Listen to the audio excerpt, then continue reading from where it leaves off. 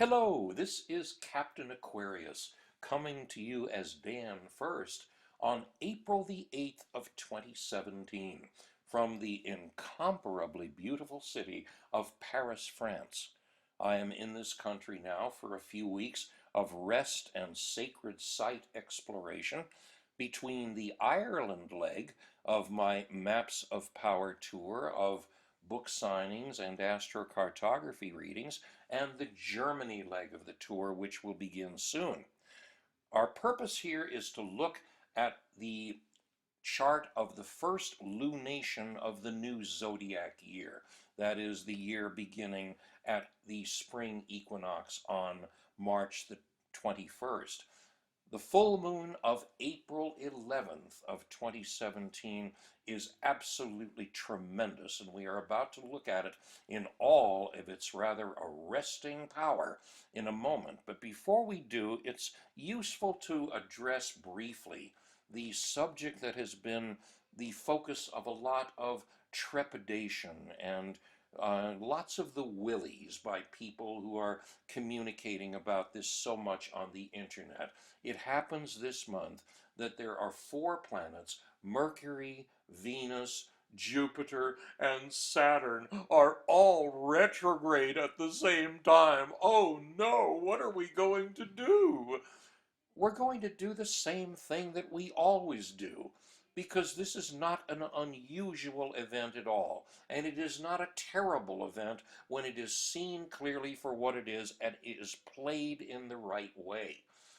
For planets to be retrograde is part of the normal dynamic of the system in which the planets move forward all the time, really, but it is only for some of the time that they appear from our vantage point on Earth to be moving backwards. And when they do, the energy of the planet shifts its focus from the present and the future into the past. So if we are able to use retrograde cycles in this way, we can profit from them and benefit in the way that they can help us the most. When Venus is retrograde, naturally old love unions come up to our consciousness, the things about them that were glorious, the things about them that were excruciating and terrible. These are all part of our consciousness, and we see, perhaps for our better possibilities now, what we might have done better in those relationships in the past. The same with Jupiter retrograde. We are apt to see things concerning our financial dealings, our relationships with institutions of power and control and individual powerful people. What might have been done better? And what could be done better now from the experience of what we have learned?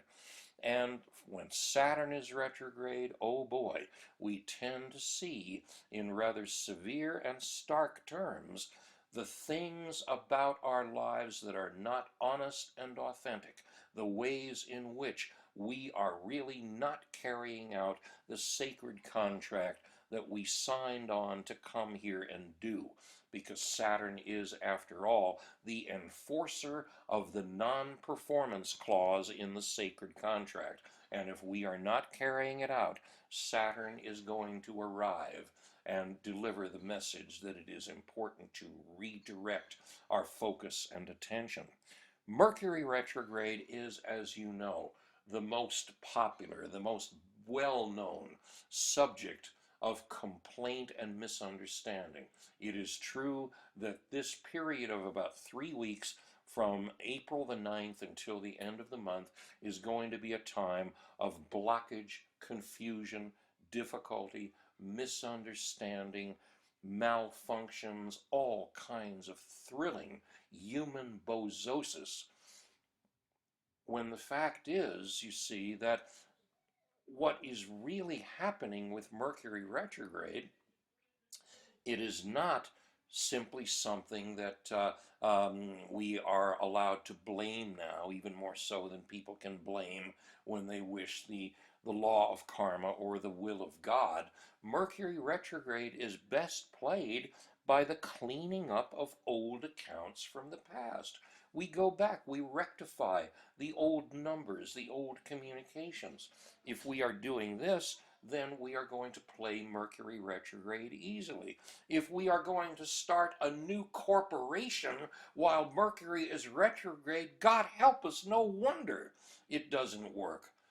Did you know that the bank bailout scheme of 2008 was enacted while Mercury was in retrograde? No wonder we have been feeling the consequences of this disaster ever since. When Mercury is retrograde, clean up the past and wait for Mercury to go direct before we venture into what is next. Now, we're going to look at this chart for the full moon of April the 11th, 2017.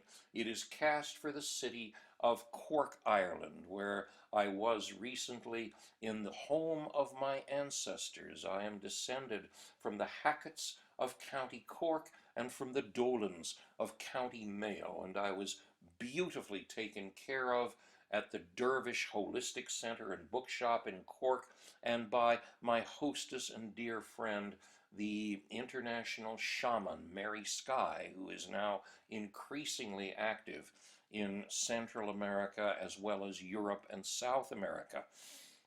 This chart, as you can see, has the somewhat unusual design, different from what we normally see, and I agree it is somewhat less aesthetically pleasing than the usual wheel in which all of the houses of the chart are arranged in 12 equal 30-degree pieces within the 360-degree circle.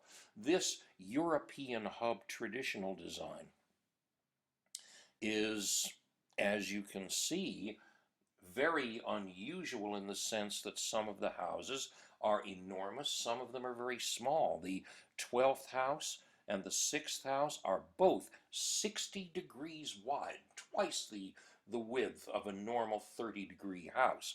And it is appropriate, as we shall see, that this is the case, especially that the 12th house is packed. It is the house of spirituality, mystical consciousness, dreams, imagination, intuition, empathy, all kinds of fantasy-related arts, such as music, theater, and dance. They all live in this house.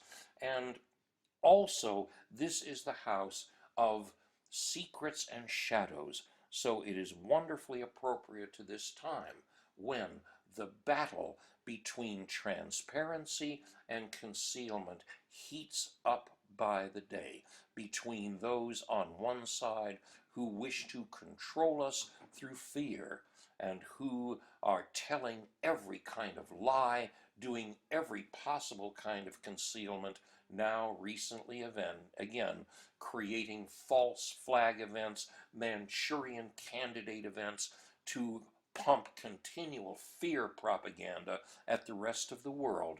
And on the other side, there are those who wish to achieve transparency, who want to get the information out there about the financial system, about the political system, about extraterrestrial contact, about all of the other things that are being completely suppressed and controlled, about the fact that the technology of free energy has been well known to us for at least 40 years. But it continues to be suppressed, and those who want to communicate information about it are intimidated or killed. That is how it is going on planet Earth right now, and will continue to go until we wake up to our responsibility to do what we came here to do and work in community and cohesion to liberate ourselves.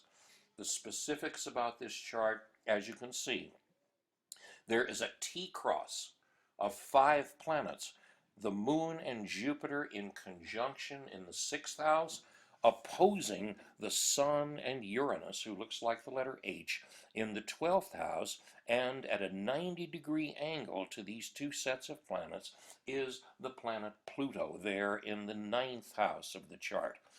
This is a T-cross, which consists of a number of planets arranged at the less advantageous angles of 180-degree opposition and 90-degree square, said to be stressful and afflictive, but really offering us opportunities for creative change and for management of a difficult condition in a way that it can be turned to our advantage. These planets mean specifically Jupiter, government, law, the money, Uranus, invention, technology. And when Jupiter and Uranus are in opposition to each other, it means that things are not likely to go luckily and easily concerning speculative matters of investment, of risky and strange schemes in which some of the people are going to try to make a killing at the expense of everyone else. These schemes do not go well at this time, though this is not going to stop those who are determined to push through their risky plans regardless of the prudent restraints that ought to apply. Another square is in effect here, as you see, between Venus and Chiron in conjunction in the sign of Pisces there in the 12th house, and over in the 8th house in the house of death and regeneration, the house of changes, the house of other people's money, the planet Saturn. And so the rhythm of this, the meaning of this, is relatively easy to see, since Venus is one of the money planets and is also the planet who represents above all to us our power of attraction, our ability to manifest what we intend. When Venus and Chiron are in this kind of conjunction, and especially when they are in square to Saturn, people are apt to go through a period when they feel as though nothing is going as they wish. No matter what they do, they are unable to create the outcomes that they desire. It's only a temporary condition, but unfortunately, the temporary can last for months at a time. Venus will move on soon out of this conjunction, but Chiron, the healer, the letter K in the 12th house, and Saturn will remain in square at 90 degrees for quite a while longer. And so, this is one of the more unusually afflictive charts that we have seen in the time since I first began doing these lunation videos in March of 2016. The possibilities for wonderful transformations are evident here, with Mars the warrior clearly visible in the first house in a wonderful 120-degree trine to Pluto there in the 9th house. Pluto is also in trine to the ascendant in the chart, the point between the 12th and the 1st houses that represents the eastern horizon. This is a marvelously powerful angle of relationship that enables the warrior and the lord of death and regeneration to work and play together to clear what is no longer sustainable and create the fertile ground for what is now to come.